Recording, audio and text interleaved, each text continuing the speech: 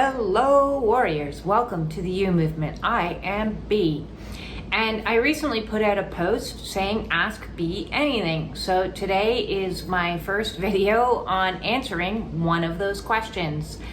The question that I was posed is a doozy.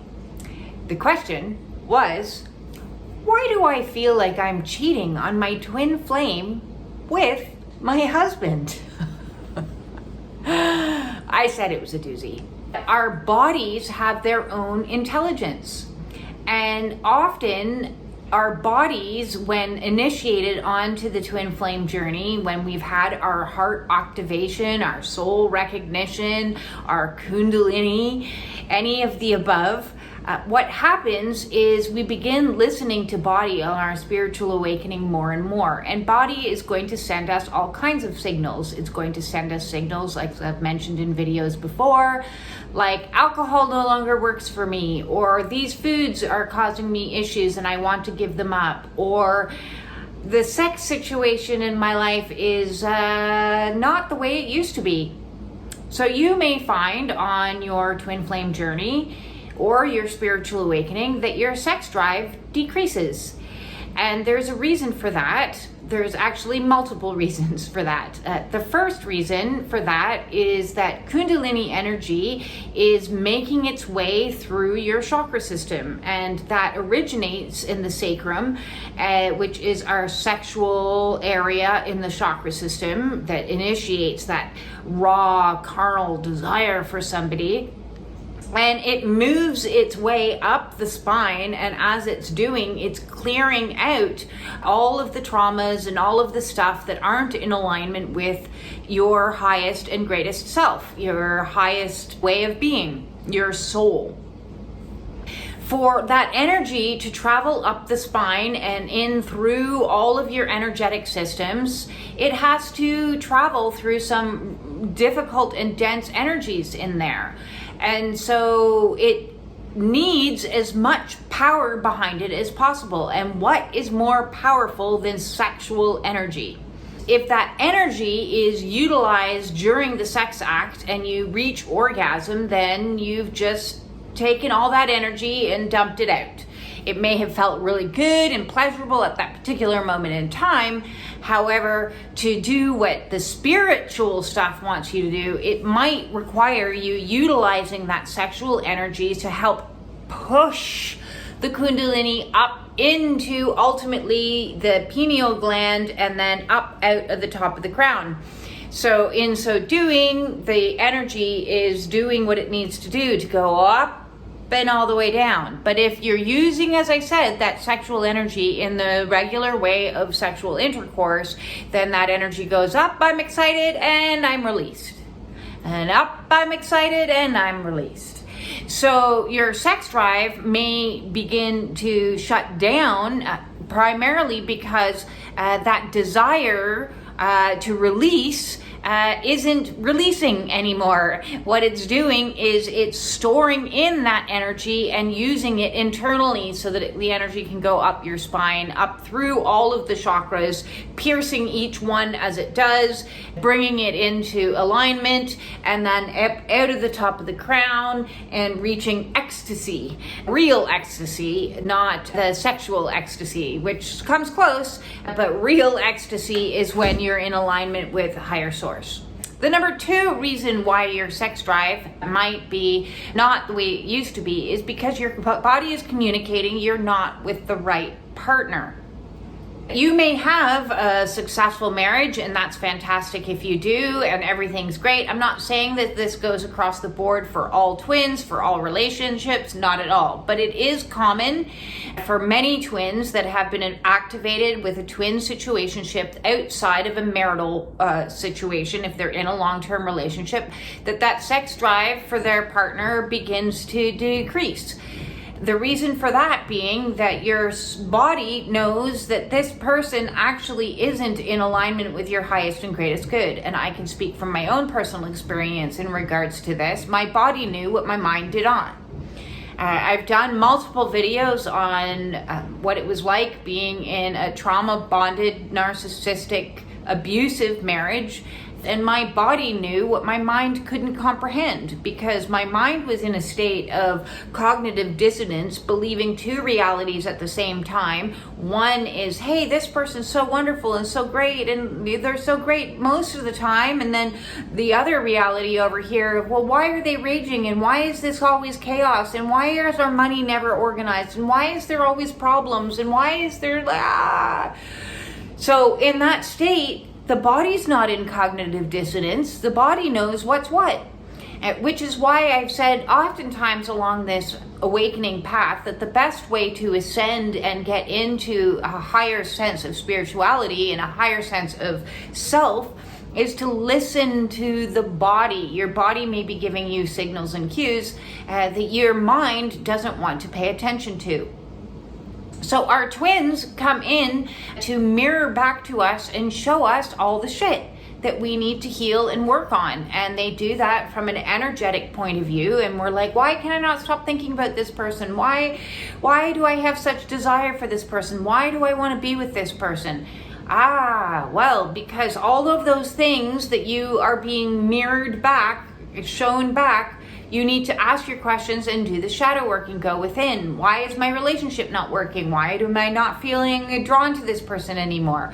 And for me, the reason why I ultimately ended up asking for a divorce was because my body was communicating very loudly, which my mind didn't want to hear.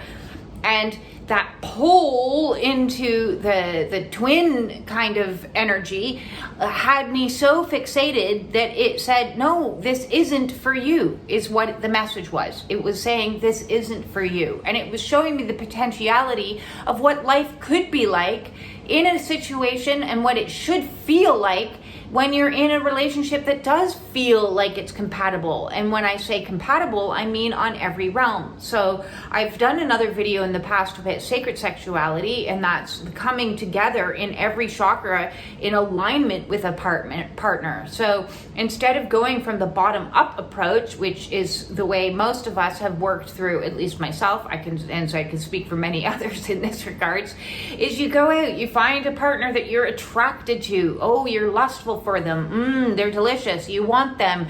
And then you start bottom up. So you're starting with the root chakra. You're moving into sacral. We have fun together. Can we enjoy being with each other? And then, okay, what kind of power struggles are at play here? Okay, we can come into some sort of balance. And maybe then we'll develop some love over time. And time will tell. And maybe we can be partners and be exclusive and be all of these other things. And then we move up into the throat and we finally start communicating and realizing, well, we've already put in at least 5 months or a year or 5 years into this relationship, and whoa, geez, we don't have any very good communication skills at all. Oops, but you're already like halfway in a relationship, and then you're, wait, what's my visions like? I want this to happen in 5 years. What do you want to happen in 5 years? Those aren't the same at all. And then, what are your feelings in regards to source energy and connection to, you don't believe any of the same beliefs and values and things that I believe? So now you've already gone from bottom up, trying to plug in and trying to connect all these cords with somebody on each of the chakras, only to discover years down the road that you're not actually compatible. And what Spirit is trying to do through the twin flame is show you what it feels like to be in the energy of somebody that is a divine match. That's, oh wow, we're resonating at the same. You believe that too? I feel that too. Yeah. Oh my God. Yeah. I have the same vision as you do. I want the same things in life. These things are of equal value to me. Communication just flows. It's like, whoa.